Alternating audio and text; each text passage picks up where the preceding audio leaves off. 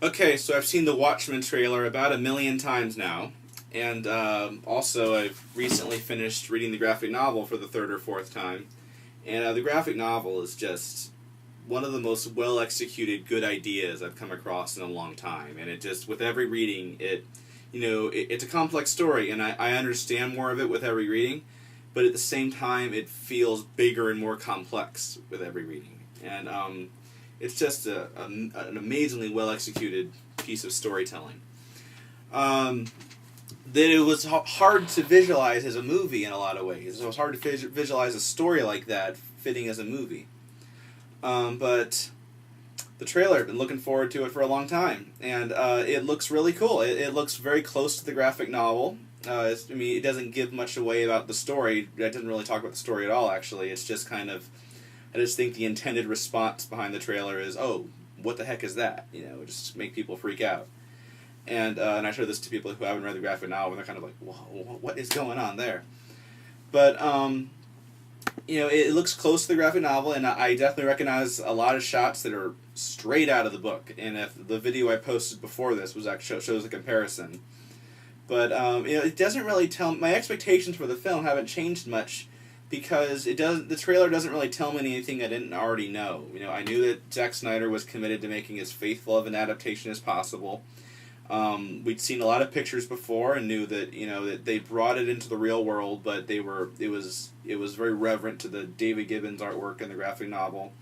So it doesn't really. We'd seen the costumes, which I like the costumes. I like the costumes because little things like at first glance they just look like your typical superhero movie stuff, and then you look closer and realize you can see the zippers on Night Owl's costume. I like little things like that feel very much in the spirit of the story.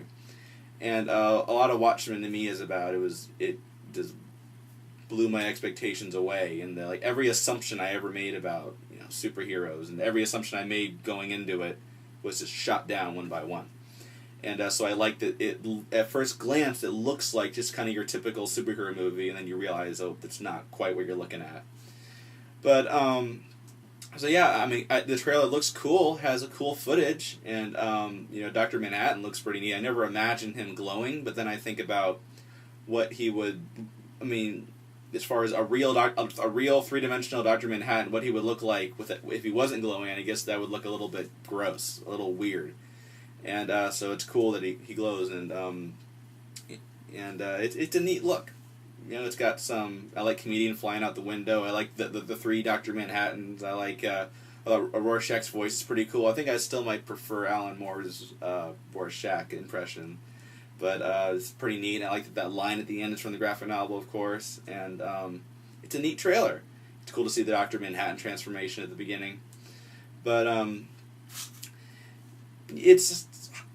as a fan, I'm trying to remain skeptical still, even though everything I've heard looks really neat, and I love when Zack Snyder was first announced. I was just kind of thinking, oh, you can't just take the 300 guy and say, hey, yeah, let's have him do Watchmen. That's kind of what I thought they were doing, and I was like, oh, there's two totally different things. You can't just have the 300 guy do Watchmen, and but then I listened to more what he had to say, and it didn't take me long to kind of say, wow, he seems like he gets it. He seems like he loves it. He wants to be faithful to it, and he understands it, which that meant a lot. But I'm still trying to be skeptical just because it's not something that at all feels like it's meant to be a movie. I've read before that one of Alan Moore's kind of motivations behind it was to show what a graphic novel could do that a movie could not. And I think he does that very successfully. There are so many. The thing that really makes Watchmen unique to me is not just the story, although it is a really cool premise. It's the way that it's told. All the the Tales of the Black Freighter thing in the graphic novel being the most obvious example, and the way he has so many little subplots that he just seamlessly weaves in and out of, but at the end of the day it all feels like one thing. Having excerpts from the books and stuff at the end of each chapter is like, how do you do something like that in a movie? And it's just the way that the story, it's just such a well executed good idea, but how do you do that in a movie? And that's the thing that makes Watchmen unique to me, and I can't think of a great way to do that in a movie. And it just shows off so well what graphic novels can do. And so even though I like so far what I'm seeing, I'm trying to be kind of skeptical about it. I mean, maybe Watchmen fans even are overreacting a little bit, like, oh, it's going to be awesome. I mean, it does look cool. The footage looks neat. But the thing that makes Watchmen unique is not the visuals. It's just the story and the way the story is told. Now, don't get me wrong. I think David Gibbons, I love his artwork, and I think it serves the story very well. Now, it's not like it's not like this beautiful Frank Miller stuff where it's just an amazing image, but it serves the story very well. I mean, you kind of look through it, and it might look kind of uninteresting and kind of your typical comic book stuff at first glance, but I think that's a good thing because Watchmen, to me, it just challenged all the assumptions I made about superheroes, and I kind of went in with all these expectations that were completely false, and after a few chapters, realized, God, this is something totally different. This is not just a superhero story. And even now, when I'm telling people about Watchmen, I hesitate to call it a superhero story. Just because, I mean, it is. There are, I guess you could call them superheroes, but that just puts the wrong ideas in it puts the wrong pictures in people's heads.